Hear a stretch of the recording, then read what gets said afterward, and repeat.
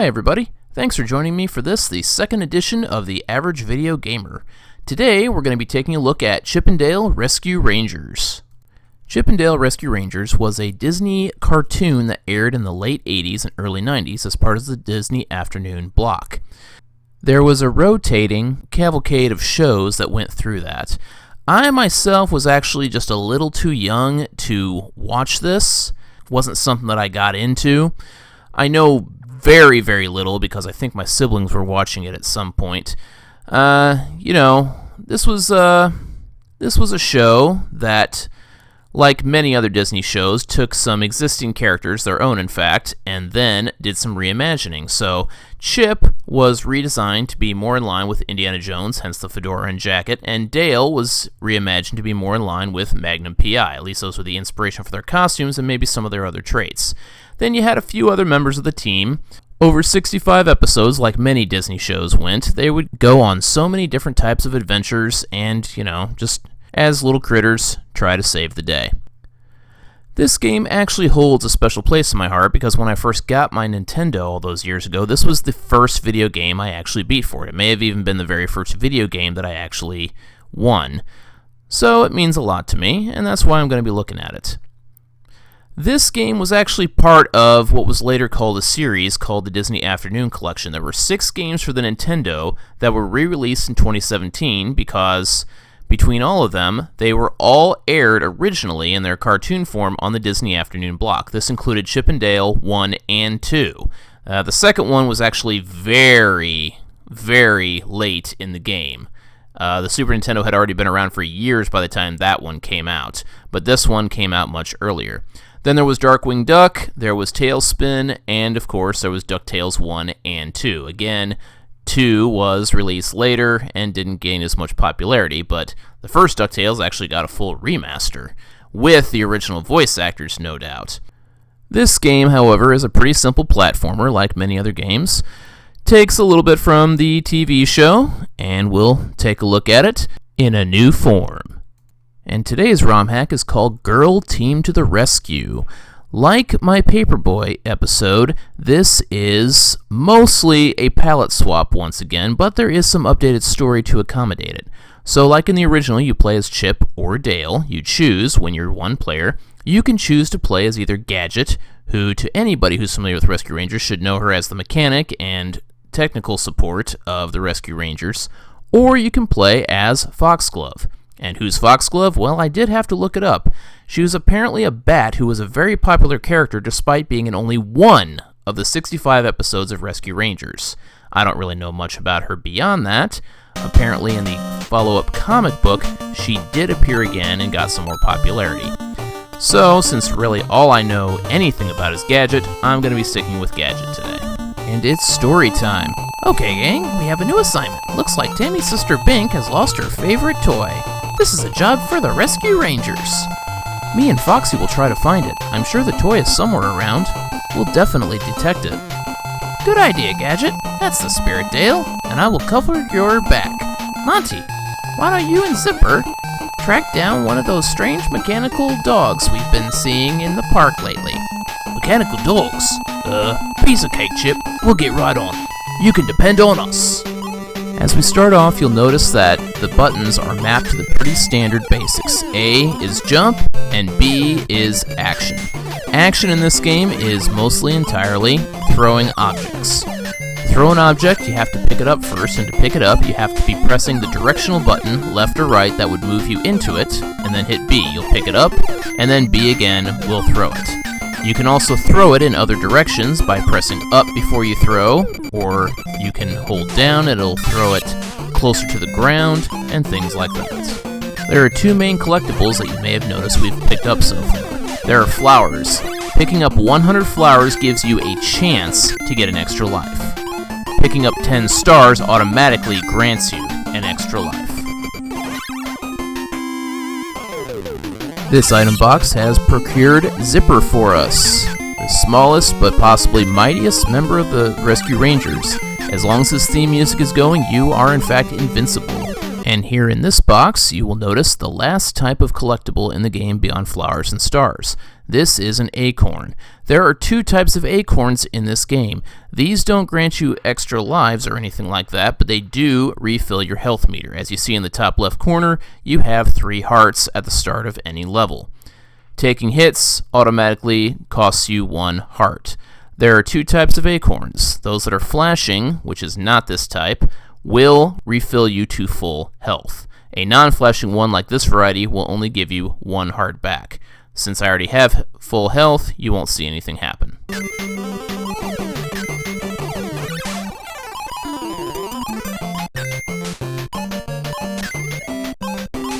Up ahead, you see a new type of box. These are metallic boxes. They are heavier than the wooden ones, and they work the same way, but as you can see, they do not fire across the screen when you launch them. They just land right at your feet. Also, you notice there, another way of defeating enemies is to hide beneath the boxes. If you hold down, you will see your character's eyes poking out of it, and anything that lands on it will be instantly defeated, except for a few exceptions later on. We're entering the lab now. Watch out for those lab rats. And just keep going along, collecting flowers and anything else you can come across.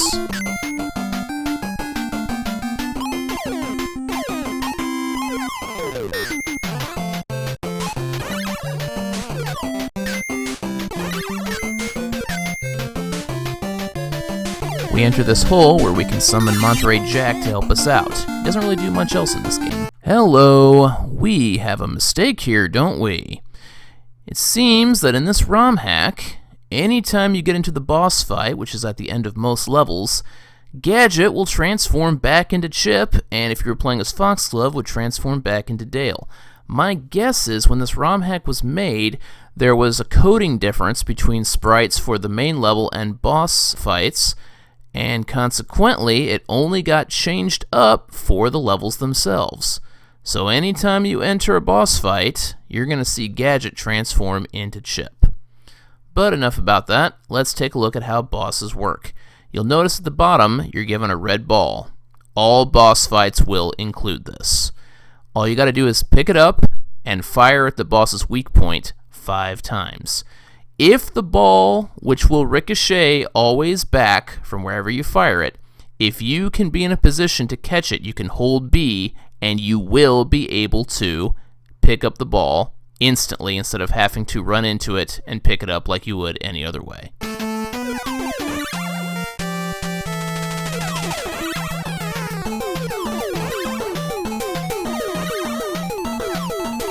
Five hits will defeat every boss in this game, no exceptions, even the last one.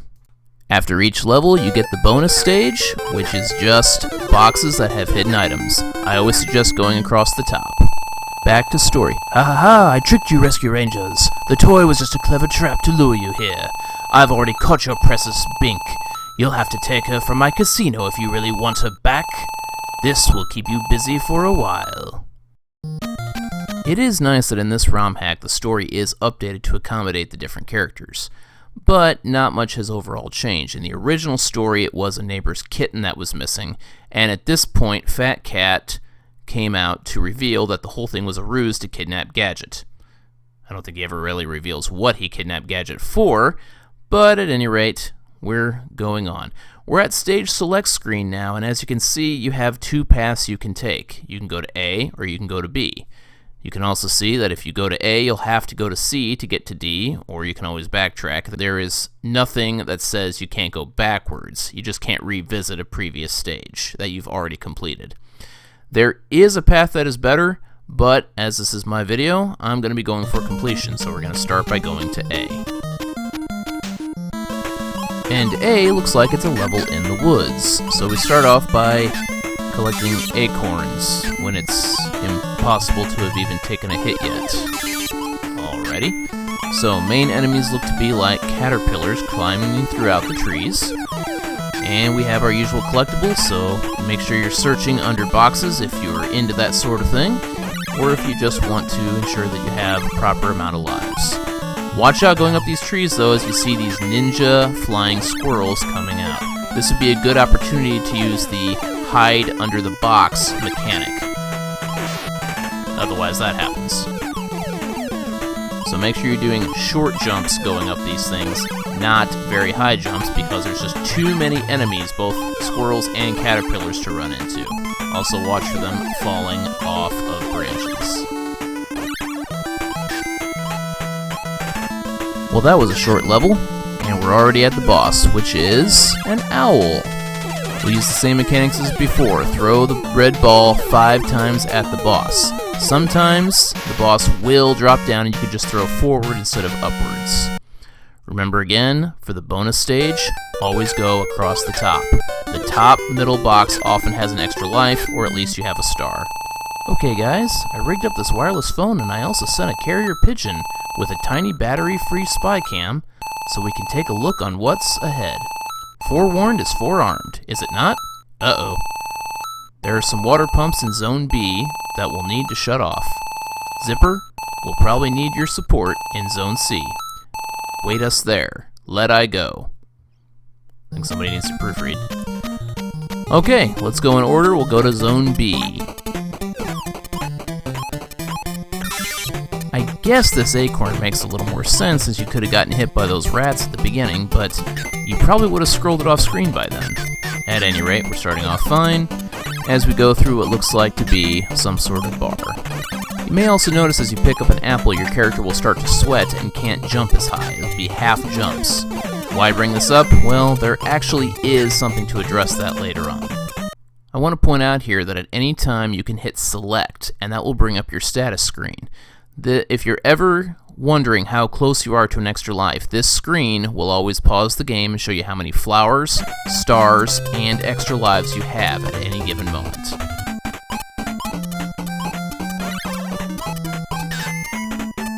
Watch out for these guys because they launch projectiles at you, like that.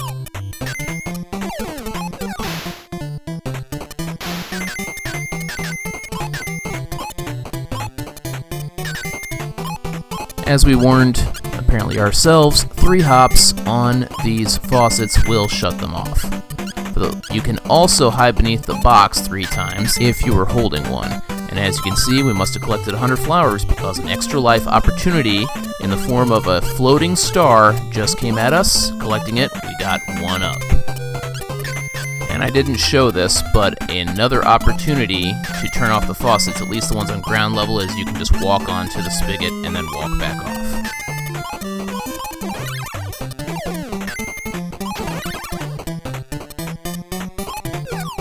Watch out on the stove here, because these pots are an opportunity for instant death. If you fall in, you will be cooked and instantly die. And we got some more here, so make sure you're only jumping on safe areas, mostly the dials. And now, from this item box, we find the last collectible possible in the game. A vial that is labeled P. What does this do? Well, not much, and I have to admit, it took me an embarrassingly long time as a kid to actually figure out what it was doing. As we pick it up, you'll notice there is now a P next to Gadget's symbol in the upper left-hand corner next to your health meter. There's a perfect opportunity right there to show you what it did, but I'll get to that a little bit later. As you can see, there's no noticeable difference at this moment, so instead we're just going to go on to the boss fight where once again Gadget is swapped out for Chip due to the limitations of the coding. This time it is a spaceship, but again, 5 hits. Gotta dodge those aliens coming about. The one thing I would say is that if the spaceship appears at just 1 block above you, do not fire because you will take a hit at that time. And here we are again at the bonus zone, so we'll just use our usual tactic. Careful guys, I just saw Fat Cat send some tough-looking characters to Zone D. Also, watch out for falling iron balls. Maybe we'll find the method to stop them. Zone D will clearly progress us in the story, but we're going to go to C just to see what it's like and complete everything.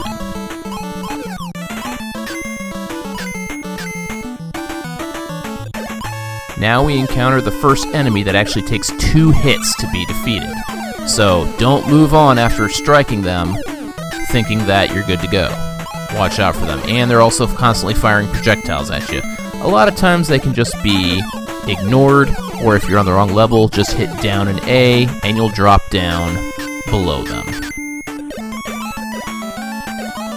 We've got some tricky climbing to do here, so watch out and time your jumps well. Try to avoid those tennis balls.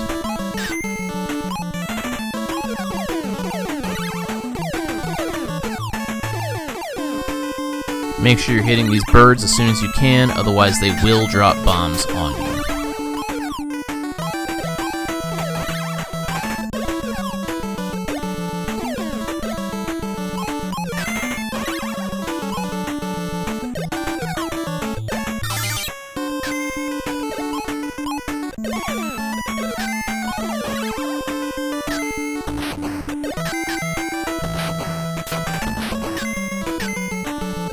Gadget mentioned that Zipper would be asked for in Zone C, so you can just plow through this area as long as he is active for you.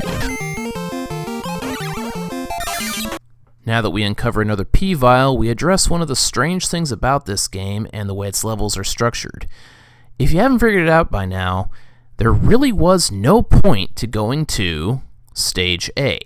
It had nothing new or exclusive, and all it did was give us an alternative path to Stage C.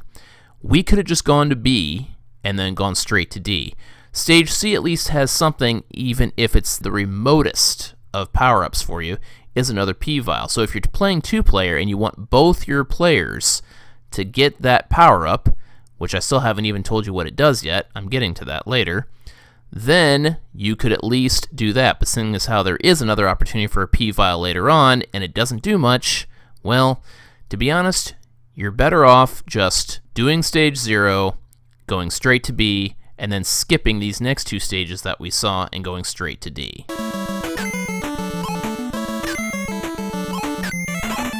Stage C is one of only a handful of levels in this game that has no boss. So we just go straight to the bonus stage, see if we can pick up any more extra lives. Nope, regular stars and a couple flowers. Careful guys, I just saw Fat Cat send some tough looking characters to Zone D. Also, watch out for falling iron. Didn't we already see this? Alright, on to Zone D, the toy shop. Watch out in this zone because there are some enemies that are hidden as item boxes. So, make good use of your directional buttons as you're shooting at them.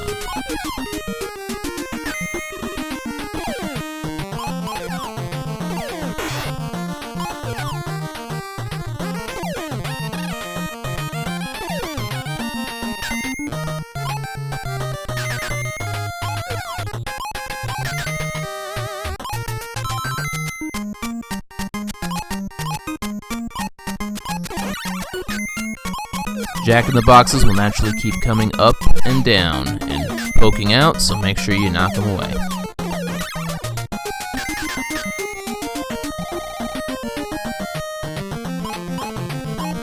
And these guys will not hurt you if you throw an object at them and make them spin. They can actually be completely walked through if that is the case, otherwise they will hit you.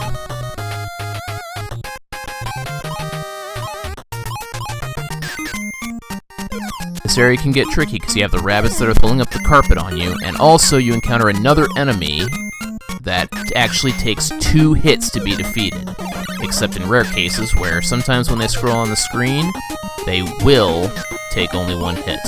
These switches must all be turned off, otherwise those iron balls that you were warned about will come and get you. So make sure you're throwing up there. Don't jump on the switches themselves because otherwise they will fall back to on, and the balls, there will be no way to avoid them until they're switched off, just like we were warned.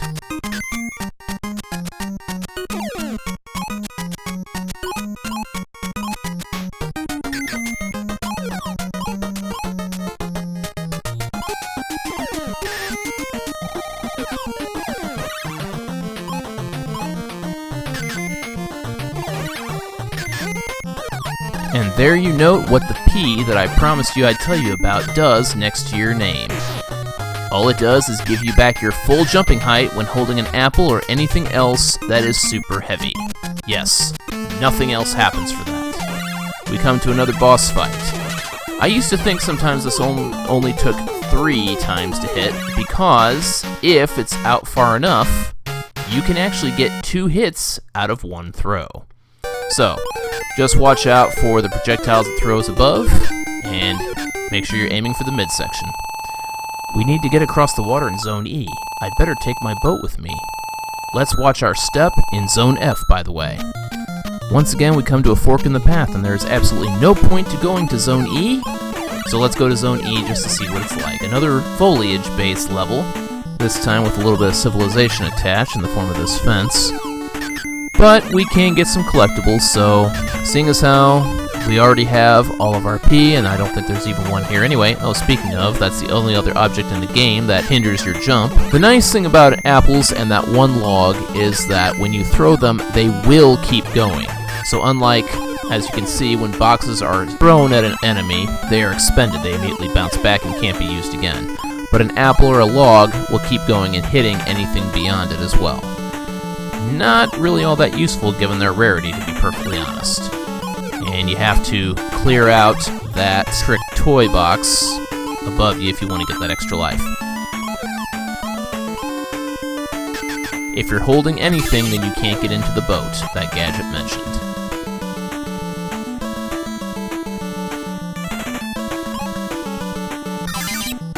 Here we have to pick up this chisel and chisel our way through this rock. Once you're done with that, if you do want to collect any of the objects around here, you're going to have to hit up and B, basically throw it up in order to let it go, and then pick something else up, like that.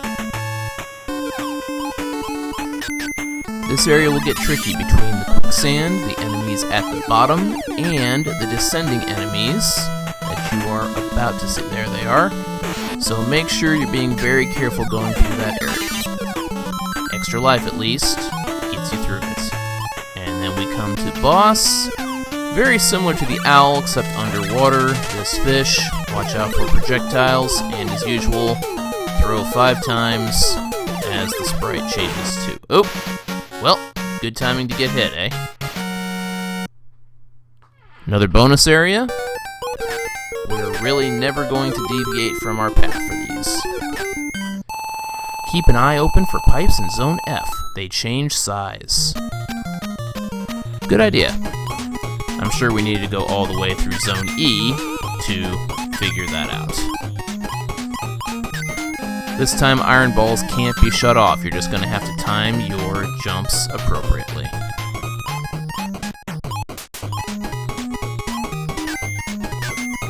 Collectibles in this area can also be tricky, so make sure you pay attention to those pipes above where they're dispensing from. You don't want to be caught, especially just for flowers. Like I said before, that bird takes 2 hits in order to be defeated, so we're just going to let them pass by us. And here are the pipes that are going to change size. Word of warning, do not grab any boxes in this area. It makes it much easier to complete if you do not. Little jump there, and all we have to do is get to the top. You can collect those boxes, but as you can see, once again, we've come to a stage with no boss at the end. So get through the bonus area.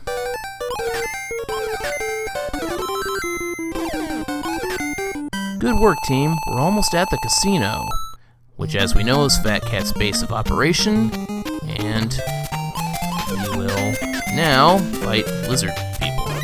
Alright, great. Lots of collectibles along the way, but make sure, as they're ramping up the difficulty now, you don't get caught by anything going out of your way to get a collectible and then taking a hit.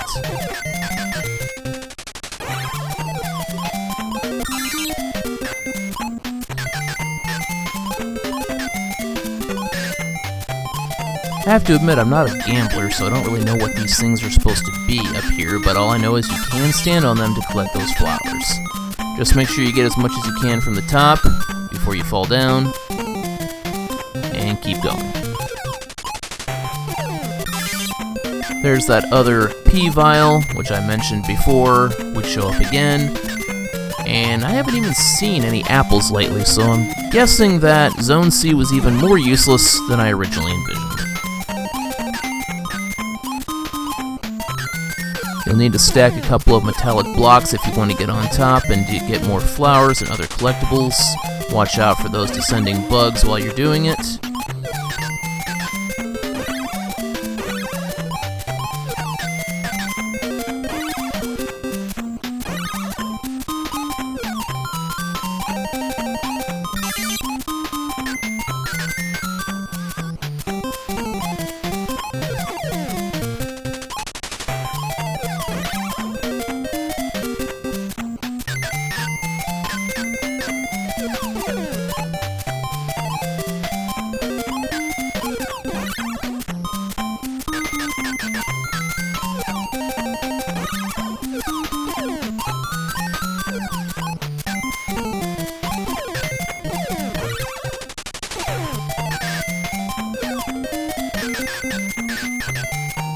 You're going to have to do some metallic stacking here if you want to get that item box up above. Extra life, definitely worth it. Then you'll have to restack if you want to get a sure jump over to the edge here. You might think we're fighting Fat Cat, and no, we are not. We are fighting a cat. Got to be careful with this guy because of the way that he throws his projectiles, and you can only really throw directly up. So you want to bait him by going to the left some, causing him to throw diagonally. Then you get your little grace period in order to throw upward without getting hit.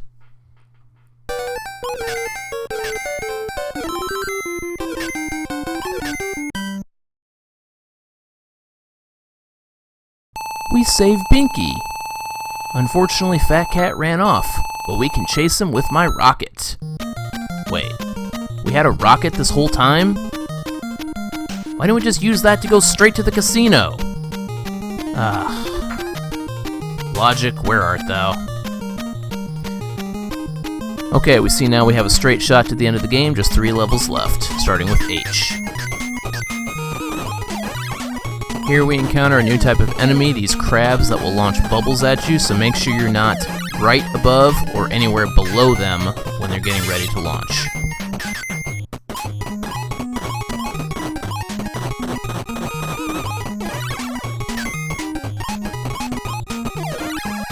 You're going to for sure want to grab that metallic box, otherwise you won't be able to access this very small bonus area. Make sure you get both stars that are hidden as well. Again, we're climbing, and that means the return of our old friends, the flying ninja squirrels. So make sure you're carrying a box with you, do your short hops, and don't forget your down and A to collect those extra flowers. As you're climbing, make sure you also hide immediately after you jump, short hop, that way you can avoid the worst of the squirrels.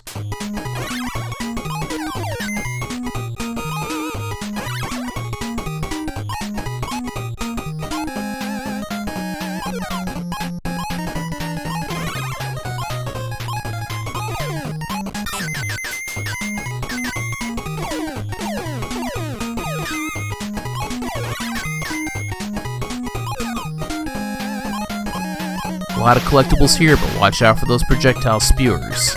You don't want to collect some flowers just to sacrifice some health. As you can see, hiding beneath your box when they do that will not work, since they fire 3 at a time and the box will only block 1. Good opportunity for an extra life. 20 short. But we have 16 lives, so that's a good shape for the end of the game. And also, you'll see that this was the last level that has no boss. So there's 2 bosses left to finish off this game. Things got dangerous. I guess we've come really close. Watch out for the fans. They could blow you away. We will have to contend with that here in just a moment. Watch out for those eyes hiding in the coffee mug. And these birds do not take 2 hits like the other birds.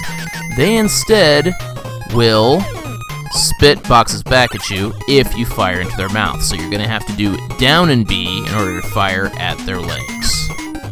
Here's that fan, so you're just going to have to hold down the movement button to make constant progress. And watch out on that side where they can blow you into those tacks.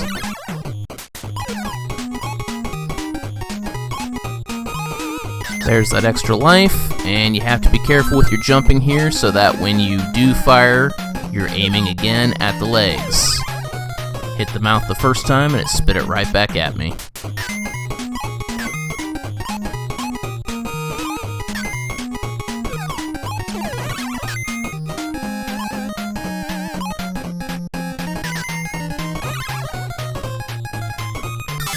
Monterey Jack with his cheese attack to the rescue one more time, and we'll keep going through what appears to be an office. Oh, lost a life there. Gotta be careful with those jumps. Still, 17 lives. We're doing alright, we're doing alright. But that's probably why I'm the average gamer.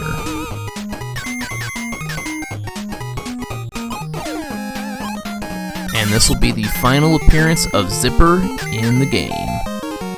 Gives you some fun little opportunities. You can walk straight across the tacks without taking any hits, and these bees are annoying too, so make sure you're using as much of him as you can.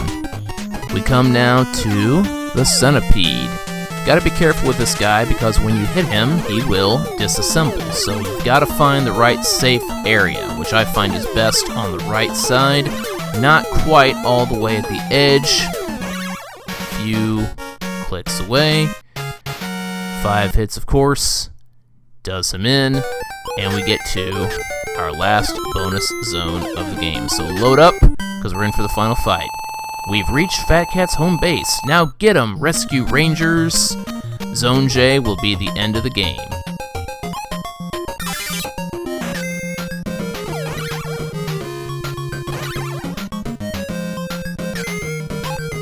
Take the top path here since it will guide you forward instead of holding you back. Just watch out for those rhinos. You cannot beat them.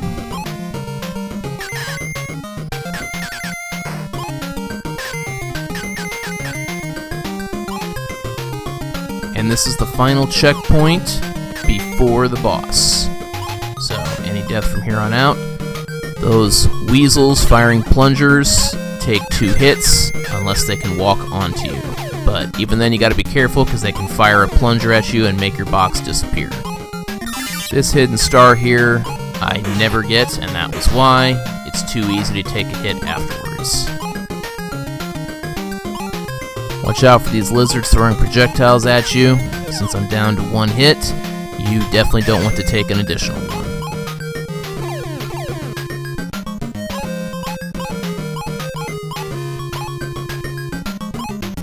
You'll have to hit these switches to knock off the axes to proceed. There, I've never seen anything that hitting the left switch does, so I guess it's just filler. And here comes the hardest section of the game to get through. You need to bait that weasel, go all the way to the left, fire as soon as you can at that lizard, and you're going to have to leave yourself some space here to let this guy cause himself to backtrack.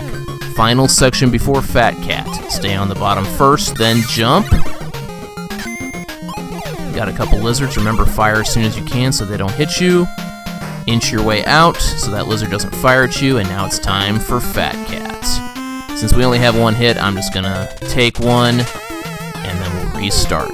Fat Cat will take 5 hits, and you gotta watch out for his cigar. I like to strike, go all the way to the left, jump over the cigar, fire, and then repeat. And hopefully, you'll have enough to get through. We do have several lives, so you've got many tries, and that is a new checkpoint when you reach the boss. Success. I guess that'll teach Fat Cat not to mess with the Rescue Rangers. Golly, I don't know. Something tells me he'll be back. Well, if he steps out of line again, we'll be ready to put him right back in place. Right, gang? Right. Yes, sirree. There's no stopping the Rescue Rangers. And that was Rescue Rangers Girl Team to the Rescue. Hope you enjoyed watching this one as well. I'll see you all next time.